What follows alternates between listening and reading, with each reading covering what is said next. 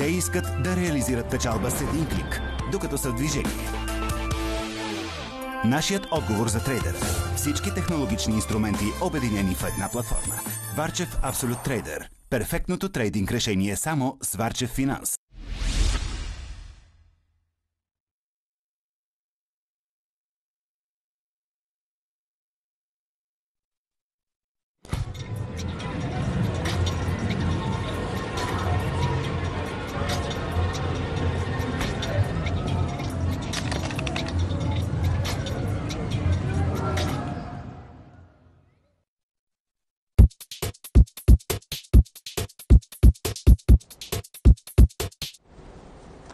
След секунди в Инвестбук очаквайте пазарен коментар на Влади Сиркаров и Силкинен от Bloomberg Нью Йорк.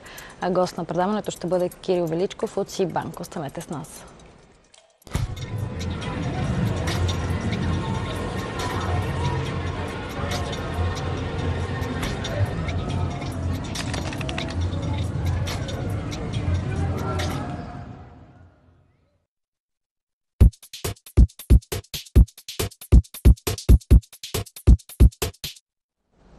Започваме с интервюто, което направихме с Кирил Величков, който е ръководител управление на европейски проекти и финансови институции в Сибанк. С него коментираме възможностите за финансиране на бизнеса при по-добри условия, като разглеждаме първото споразумение по програмата Косме в България, което сключиха Европейският инвестиционен фонд и Сибанк, както и линията за финансиране на малките и средни предприятия, която банката пък сключи с Европейската инвестиционна банка.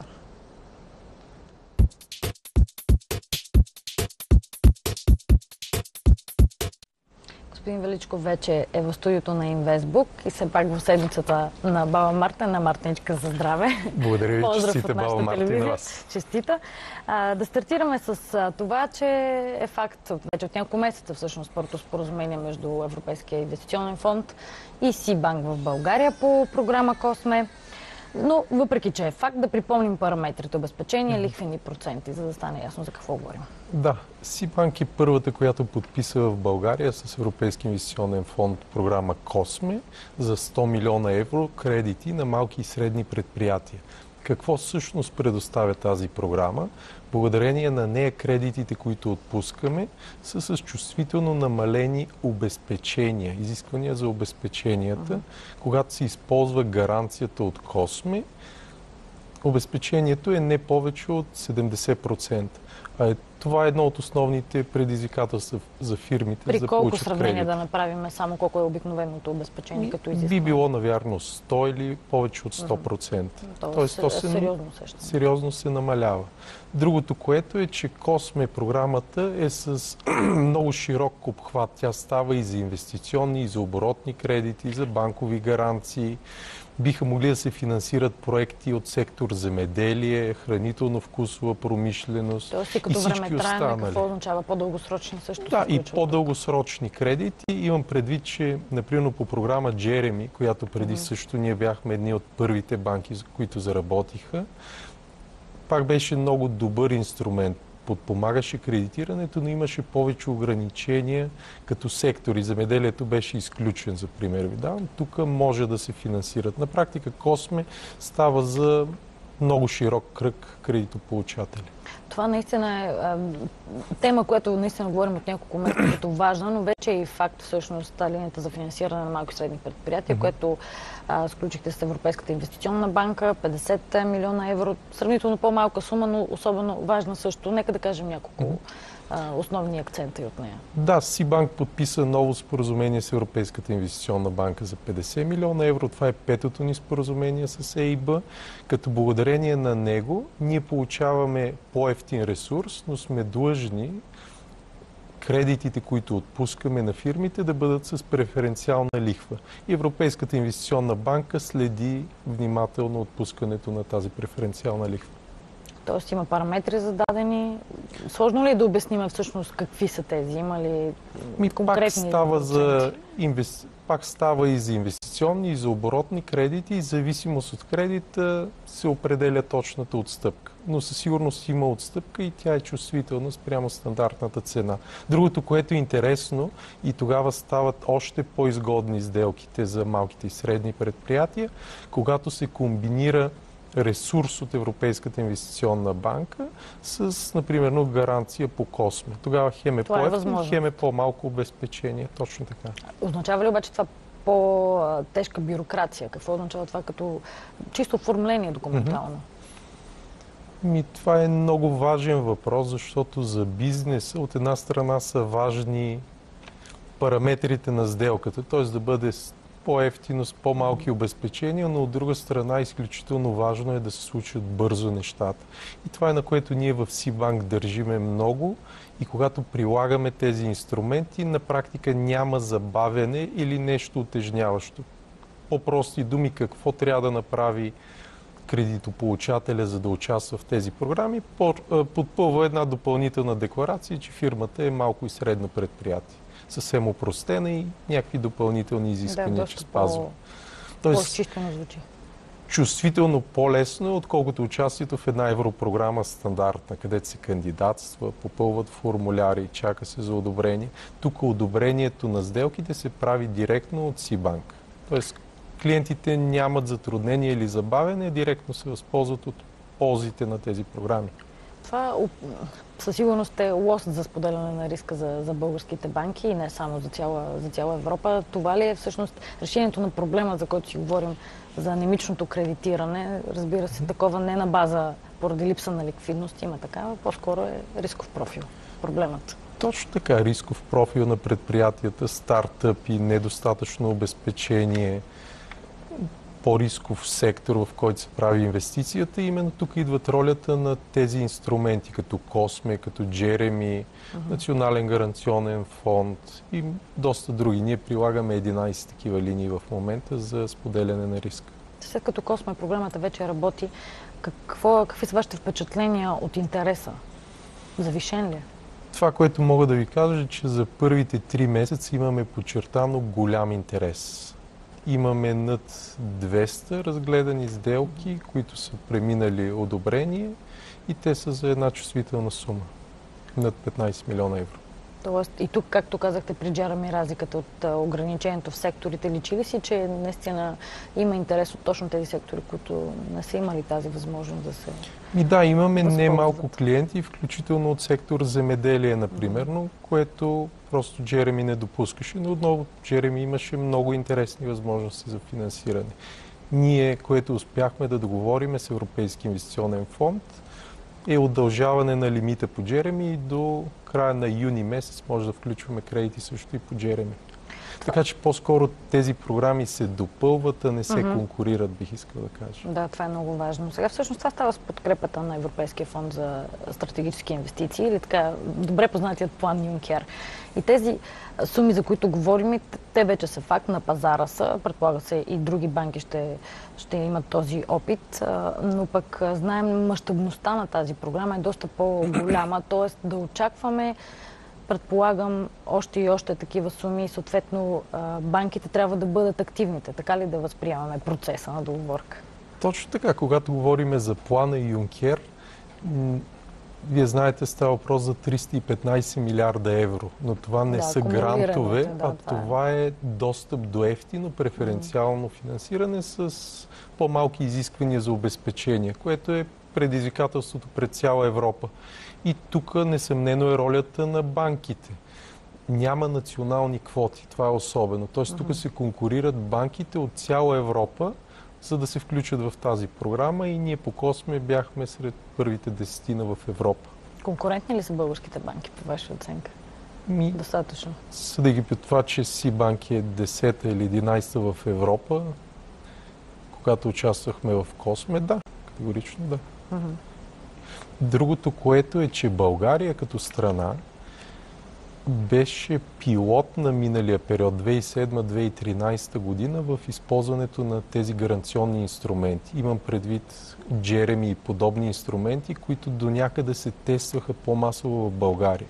Благодарение на това и ние като банки, пък и като клиенти се научихме много по-добре какво представляват тези инструменти. И заради това имаме опит и това ни позволява по-бързо да се включим сега. Що се касае обаче до фонда на фондовете, тази институция, която ще навлезе вече и официално в управлението на финансовите инструменти в България, как ще тя пренареди всъщност пъзелът от гледна точка на банките? Тази институция, доколкото има публична информация към момента, ще управлява капитал, който е заделен от различните оперативни програми. И отново този капитал, той е в размер на около 600 милиона евро, ще бъде насочен към различни финансови инструменти. В повечето си случаи гаранционни инструменти, до някъде може да са миксирани с инструменти за ефтино финансиране.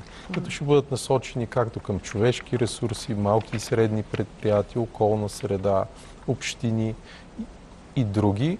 И очаква се банките да бъдат посредници при прилагането на част от тези инструменти. По-скоро позитивна стъпка ли виждате това, тъй като наистина ще бъде много предизвикателство, защото това е отново управление на ниво държава на такива фондове. И мисля, че колкото повече такива инструменти има, толкова по-добре за бизнеса, т.е. за крайните получатели на тази подкрепа, защото ще могат да си избират по инструмент от фонд на фондовете, било то Косме, Джереми, Национален гаранционен фонд или инициативата за МСП, която също се очаква да стартира. Тоест, колкото повече възможности има за избор, по-добре ще е за бизнеса. За мен е положително това развитие. Най-големият проблем всъщност на малките и средни предприятия, обезпечението ли? Мисля, че това е един от ключовите проблеми. Естествено, той не е единствения проблем. От друга страна може да има стартиращи предприятия, може да има предприятия, които са насочени в сектори, които са по-изключително иновативни сектори. Давам ви друг пример. Тоест за тези сектори, за тях е много важно да има такива инструменти. Но не само за тях, и за всички предприятия. Бариера ли е, всъщност фактор ли е високите лихвени нива у нас за по-слабото кредитиране на бизнеса? Естествено, по-добре е като са по-разумни лихвите, но мисля, че има чувствително намаление. На тези в Европа, разбира се. Да. Говорим за... Има намаляване на лихвените нива в момента. Допълнително тези инструменти, които са за споделяне на риска, освен че влияят положително върху намаляване на обезпеченията, влияят пряко и върху намалението на цената. Защо? Вие знаете как се формира цената на един кредит. Вътре има както различни компоненти. От една страна това е цена на ресурс, рискова надбавка и други. И когато се намали риска, тъй като част от него се покрива от Европейски инвестиционен фонд, например, то тогава рисковата надбавка се намалява и това води до намаляване цената на кредит. Този така добре описан от вас всъщност процес на покачване на интереса, на споделяне на риска, ще бъде ли до някаква степен прекъснат заради проверката качеството на активите на банковия сектор и предстоящите стрес тестове? Не мисля, че това ще повлияе по някакъв начин. Тъй като банките, които са активни в използването на тези инструменти, виждайки ползите за развитието на своите клиенти, ще продължат да ги използват. Сибанк е една от тези банки и ние активно се готвим и за други инструменти. Какво да очакваме през тази година? Отново от европейско равнище. За такива ли суми ще говорим пак? За 200 милиона лева? От една страна може да очакваме със сигурност допълнително развитие на програмата Косме, която предлага Сибанк. Новата програма с Европейската инвестиционна банка, за която ви споменах. С Банката на съвета има много интересна линия, която също ние подписахме и прилагаме. И готвим още няколко конкурса, които се надяваме скоро време да може да анонсираме като успешни за България и за българския бизнес. Добре. Много ви благодаря за днешното участие. И аз ви благодаря.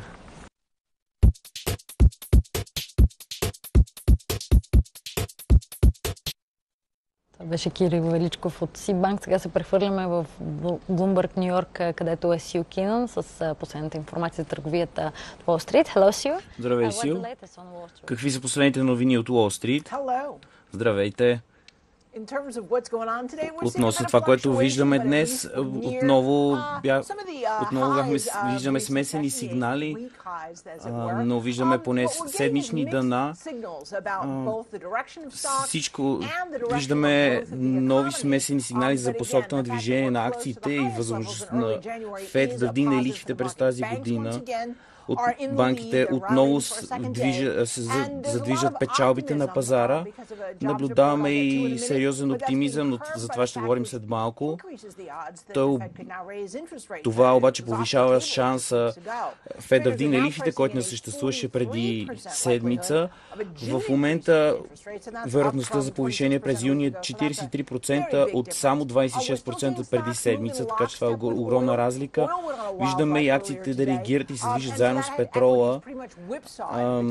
Така те бяха разбити по-рано днес, след като запазите от суров петрол се повишиха повече от очакването и първоначално това изпрати фьючерсите и акциите надолу, но те успяха да се върнат, като банките и производителите на енергия отново поведаха печалбите. То се отнася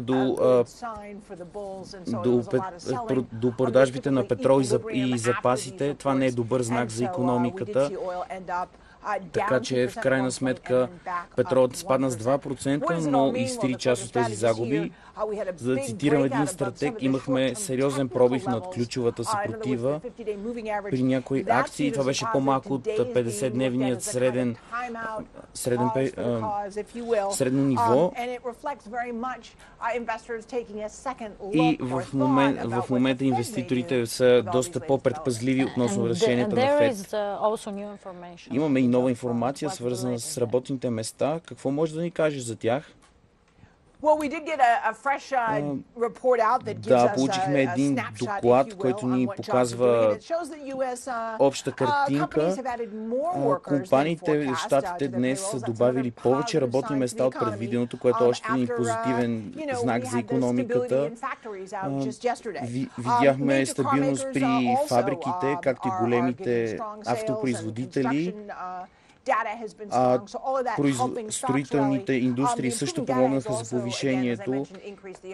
Освен това, подобрените данни увеличиха шанса за Фед да вдигне лихвите си. Още едно нещо, което следят Уол Стрит, вече казахме за него. Това е президентските избори. Резултатите от супер вторникът показват, че Доналд Тръмп твърдо е фаворитът на републиканците, а Хилари Клинтън на демократите. Но съществуват още притеснения за това как ситуацията ще бъде променена от изборите.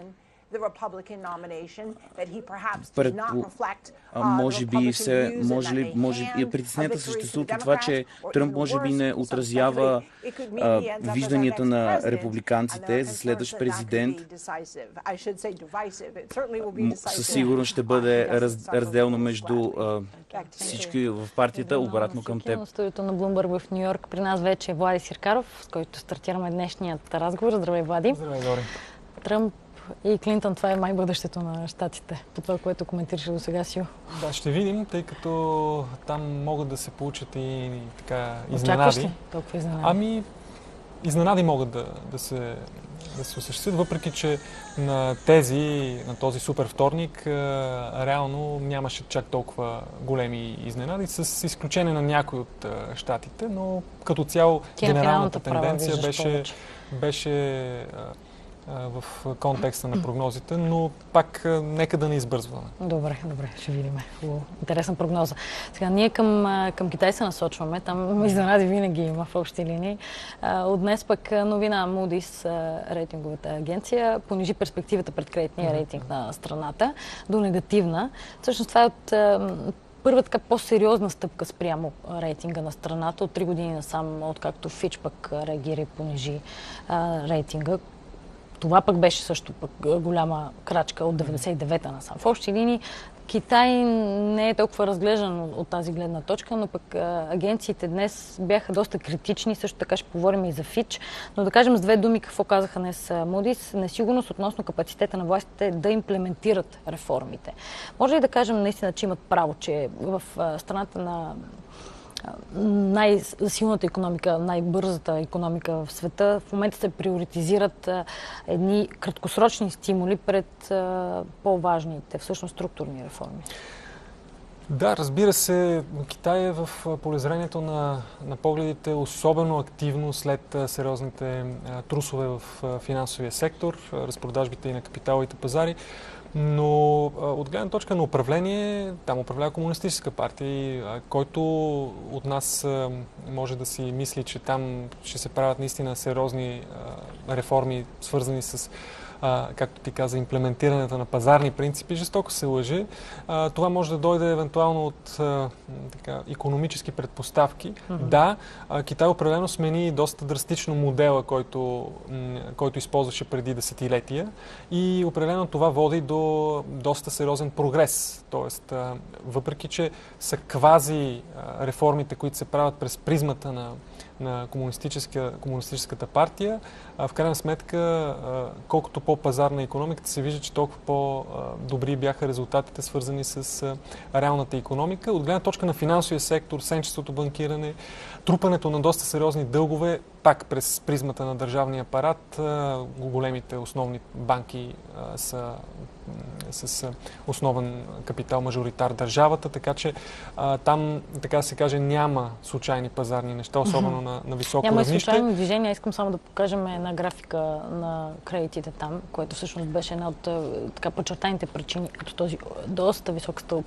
Аз се очудих, между другото, на много коректния анализ от Fitch, тъй като често сме критикували Moody's, Fitch и кредитните агенции в не толкова задълбоченост и аналитичност, по-скоро поставяне на едни фактологии, но без толкова анализ, докато сега виждаме, че Fitch точно определя тази кредитна експанзия като един сериозен проблем и образуването и балонизирането на доста сектори. И това е фокуса именно с намаляването на задължителните резерви.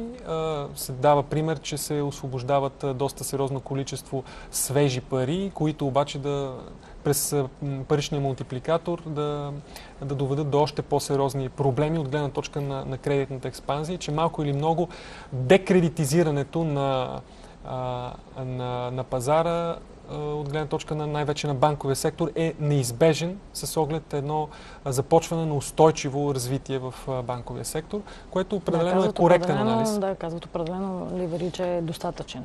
Вече твърде. А пък от друга страна Moody's поставя и другия проблем, свързан с валутните резерви и опитът именно на... Това е следващата ни графика. Без да знам, логически към валутните резерви, които според Moody's в доклада им за 18 месеца са намалели с 762 милиарда долара.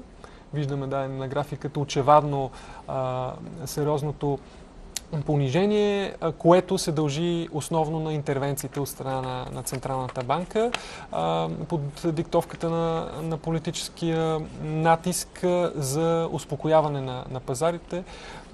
Виждаме това се случи в Русия. Като цяло, валутните резерви не трябва да се маргинализират, защото за тях стои интересен въпрос, свързан с политическата стабилност. Това го знае и Путин, знае и управляващата партия в Китай. Именно поради тази причина опциите и стремежът за нови хоризонти от гледна точка на придобиването на все още световната резервна валута долара е доста належащо и това е един проблем. Изтичането на капитали от Китай и неговото спиране е първостепенна задача за партията в Китай. Факт е това. Наистина спомена Русия и може сигурно да кажем, че Китай има един доста силен партньор обаче в лицето на Русия. До някъде тези проблеми, които коментираме, дали седят сериозно на масата, предвид, че има едно сериозно споразумение за двустранна свапова линия между двете страни. За големи суми ли говорим? Тоест, това е един хубав буфер ли е? Да. Става въпрос, тя се тестваше този слап чисто технологично. Става въпрос за 815 милиарда рубли и 150 милиарда юана. Тук става въпрос за рубли-юан. Пак излизаме от контекста на твърдата валута, ако считаме за един все още безспорно резервната валута американски долари. Опитът за институционализирането на юана като световна валута е факт най-малкото с влизането в валутната кошница на специалните права на тираж, но все още проблемът пред валутните резерви, които тук става въпрос за долари, според мен е доста сериозен и актуален и от гледна точка на Русия, и от гледна точка на Китай. И все още подобни валутни слапове между рубли и юан не са инструмента, с който да се стабилизира поне към момента финансовата система и в двете страни. И знаем, при Русия други фактори са причина, санкциите и така нататък за спирането и трудността за финансиране в твърда валута. При Китай имаме пък едно сериозно изтичане на капитали по чисто стечение на обстоятелствата от гледна точка на разпродажби на активи, дори и на държавни ценни книжа. Така че валутният слап е интересен за коментар, но все още мисля, че не е лек, поне към сегашната ситуация. Много ти благодаря за днешното участие. С това приключваме. Благодаря ви, че бяхте с нас. Утре тук в студиото ще бъдат Мариан Темелков и Андрей Илиев, които ще представят проектът Leader Academy и Международният образователен бизнес център. Сега останете с Ивайло Лаков и Светът е бизнес с гост Дилян Димитров, съосновател на Eleven. Лека вечер.